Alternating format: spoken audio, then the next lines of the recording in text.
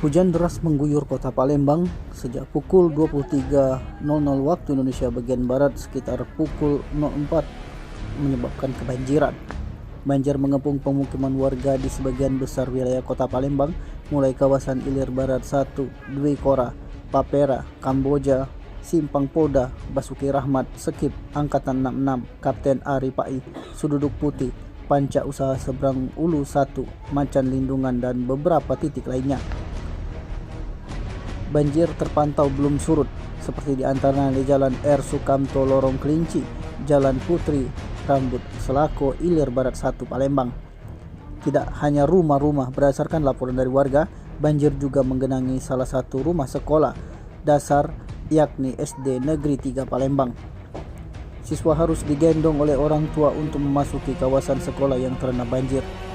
Tidak sedikit juga anak-anak SD ini gembira berjalan di atas air menggunakan sandal. Salah seorang warga R. Sukamto, Lili, mengatakan rumah-rumah di sekeliling tempat tinggalnya masih terendam banjir, air masuk hingga ke dalam rumah. Sebelumnya, Pemkot Palembang merilis untuk mengatasi persoalan lama di kota Palembang. Pemkot menyebut sudah punya 500 tim yang dibagi menjadi beberapa kelompok.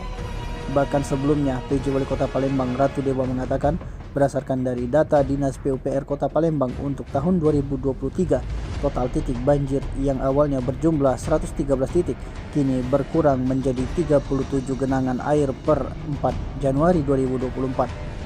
Kepala Dinas Pekerjaan Umum dan Penataan Ruang atau PUPR Kota Palembang Ahmad Bastari Yusak mengatakan lokasi banjir ini ada di beberapa sub daerah aliran sungai, yakni di sub daerah aliran sungai Serana ada 7 lokasi, sub das Lambidaro 3 lokasi, sub das Bendung 6 lokasi, sub das Buah 4 lokasi, sub das Gasing 4 lokasi, sub das Borang 8 lokasi, dan sisanya sub das Ulu.